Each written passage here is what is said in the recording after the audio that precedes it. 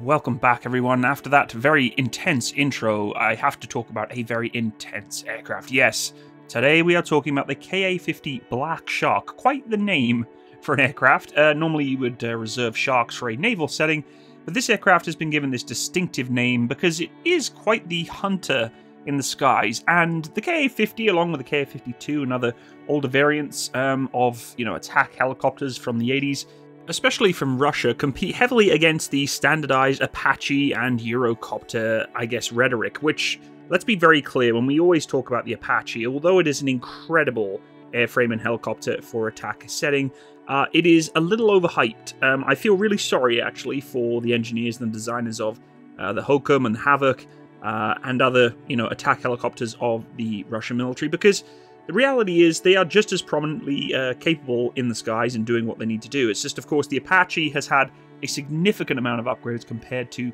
some of the Russian counterparts, but I still have a massive respect for the Ka-50 and the Ka-52 because they're just cool looking. They look absolutely domineering with that sort of, jackal-like nose, hunting and sniffing for targets. The Apache is just butt ugly, and it looks good being butt ugly, but that twin rotor of these helicopters really stands it out and gives it that definition of, oh yeah, we're definitely looking at a Havoc or a Hokum right now.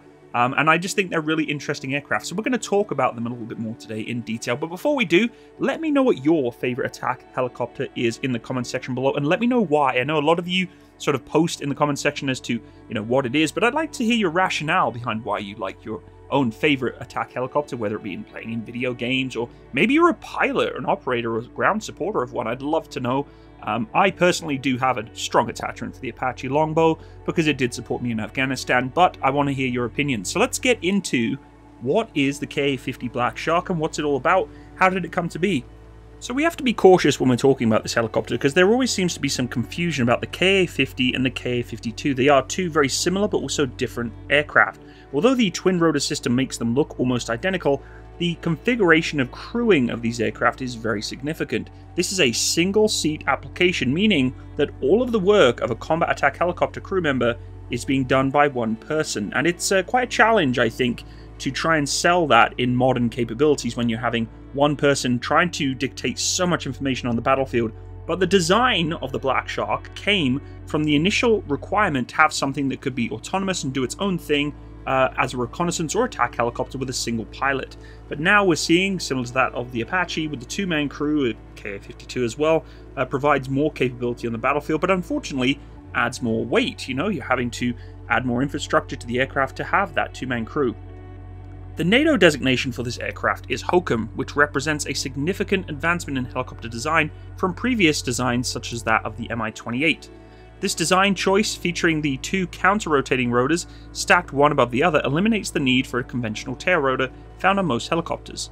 The result is increased agility and power, allowing the Ka-50 to perform complex maneuvers such as the funnel, where the helicopter circles around a target while keeping in constant aim.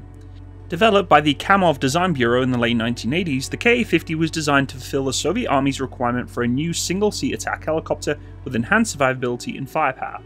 The development of the Ka-50 was driven by the need to deliver a capable platform for precision strikes with a robust armor protection package around the cockpit and vital systems, including a crash-resistant chassis and, yes, an ejection seat, which is a rarity in itself for a rotary wing aircraft.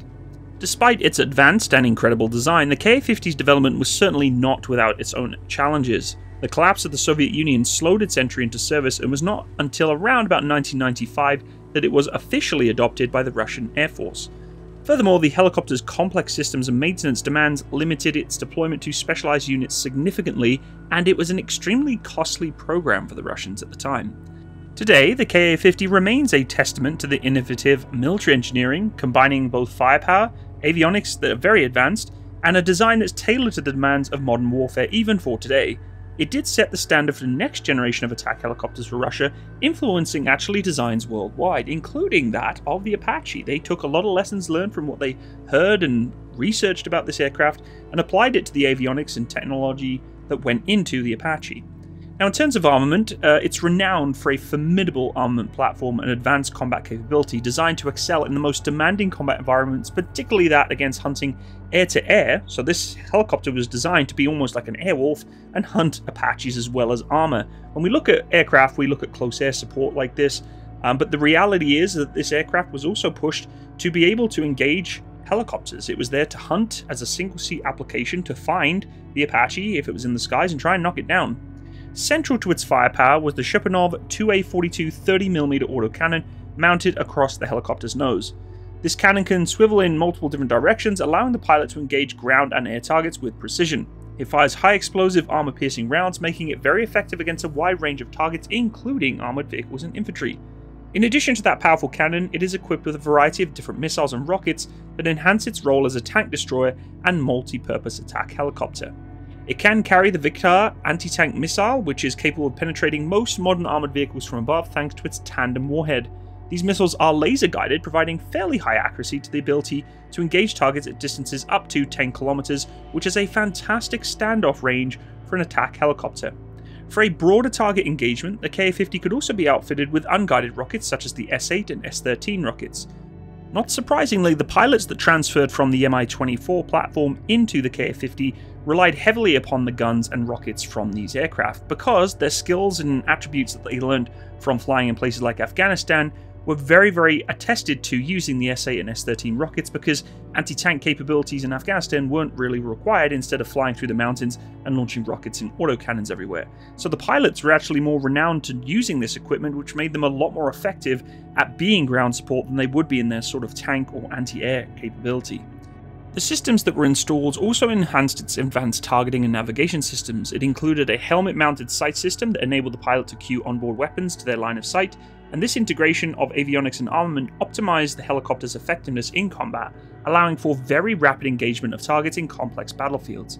Although the no line of sight system was not available, similar to that of longbow or usage of connected networks for engagement, they were experimenting very heavily with this, and they're still doing it today, to try and link aircraft to one another so that if you can't see a target, but you can pop your head on the dome of the helicopter's radar over the top, you'd be able to engage, similar to that of longbow. But of course, back in those days, it just wasn't on the forefront of what they were trying to achieve with this aircraft.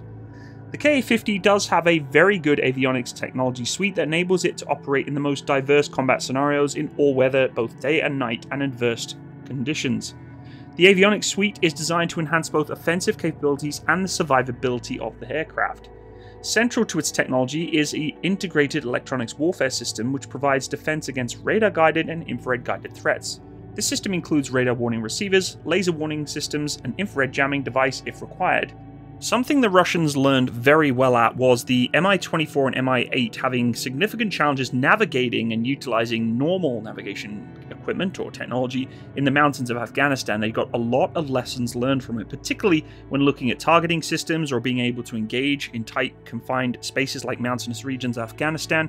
So when they created the Ka-50, it was equipped with sophisticated navigation systems that included an inertial navigation system, or INS, a satellite navigation system, GPS or GLONAS, and a digital moving map display, which was very different to what we were used to for the Russians with the Mi-24.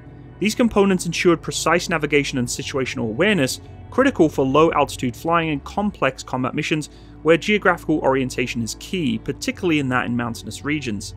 Moreover, the Ka-50 features that helmet-mounted display, which projects critical flight and targeting information onto the pilot's visor. This system allows the pilot to maintain situational awareness without having to divert attention away from the battlefield. The helmet-mounted system also is coupled with a forward-looking infrared or FLIR camera and a low-light television system, enhancing the pilot's ability to detect and engage targets under night conditions or when visibility is extremely poor. The integration of these advanced avionics and technology systems created the Black Shark to be very effective as a combat platform, but significantly boosts the operational flexibility of the pilot utilizing it. A potential problem, though, is when you put so much information, even though it's all there, to one person, it's a lot to engage and use and absorb, really. The Mi-24 pilots of the day, a little bit more manual, a lot more crew inside of there, but when you're operating something so high-tech, with all that information coming through, it can be difficult, and they started to learn very quickly it was a problem, and hence why the Ka-52 was adapted slowly into its history with the secondary pilot or secondary gunner seat there, to support the infrastructure of the use of the aircraft in the combat scenario. In terms of its most notable deployments, the Ka-50 was used extensively during the Second Chechen War, where it was used for the first time in true combat. In this conflict, the Ka-50's advanced combat capabilities were tested under real-world conditions. It was primarily used for reconnaissance and close support missions, leveraging its powerful armaments and advanced avionics to provide crucial support to ground troops. The helicopter's performance in Chechnya demonstrated its effectiveness in urban and mountainous terrain, which was very key, once again learning from the involvement in Afghanistan. The challenging environments they got from that could be applied to this combat aircraft. Despite those successes though, they learned very quickly that the high intensity combat situations were putting way too much demand on the pilot, and as I mentioned, this was a big downfall for the Ka-50. Although still utilized today in a more complex environment, it's just not really going to be able to keep up to the Ka-52. Now, in terms of comparison to the legacy aircraft that it was designed to engage at the time, the Ka-50 Black Shark holds a unique position among attack helicopters worldwide due to its distinctive features and operational capabilities. A comparative analysis with its contemporaries, such as the AH-64 Apache or the Mi-28 Havoc, reveals both its strengths and specialized role in its modern warfare capability at the time. The Ka-50's coaxial design rotor is the most distinguishing feature, setting it apart from the conventional single main rotor configuration seen in the AH-64 Apache. This design provides the Ka-50 with exceptional maneuverability, allowing it to perform aerobatic maneuvers not possible for most other helicopters. This agility makes the Ka-50 particularly effective in close combat scenarios where rapid changes in flight direction and altitude are very crucial when supporting ground troops. In terms of armament, the Ka-50 matches up well against its counterparts. Like the Apache, it's equipped with a multitude of different rockets and missiles. However, the Apache certainly takes over when it comes to a variety of avionics networking, where the systems are linking to other battle group networks or aircraft, such as the Hellfire longbow configuration and even Brimstone missiles. The Ka-50 certainly does have anti-tank capability, but nowhere near the amount of deployable radar arrays that can link to the network and the versatility between the battle group of aircraft in the airspace.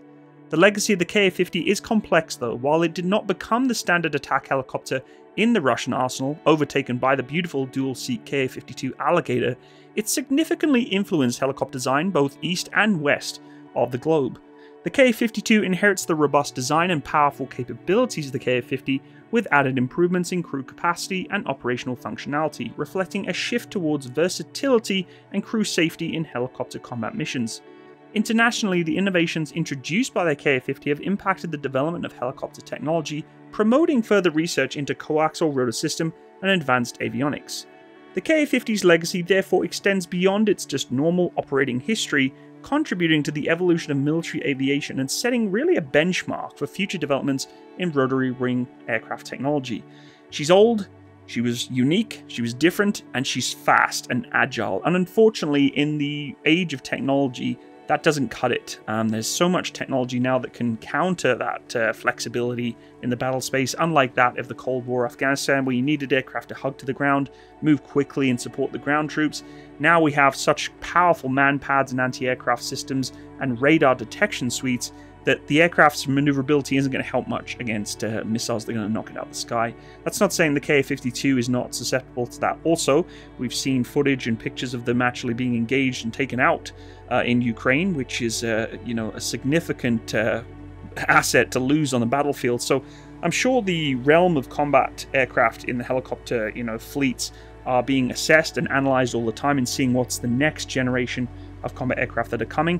It would be interesting to see if AH-64 Apaches in whatever configuration would be given to the Ukrainians at some point, but that's a story for another day. I hope you learned a little bit about the Ka-50 today, and I really do appreciate you stopping by on my video. Please let me know in the comment section below what you thought of the video, or once again, your favorite own attack helicopter. If you did enjoy today's video, leave me a like and all that normal YouTube nas with the subscribe button and the notification bell. And of course, thank you to everyone who's been supporting me financially on this channel with my Patreon and PayPal. I cannot thank you enough for you guys doing so. And if you do want to become a member, you can do that also. I really do appreciate you being here. Have a wonderful rest of your day. All the best. Bye-bye.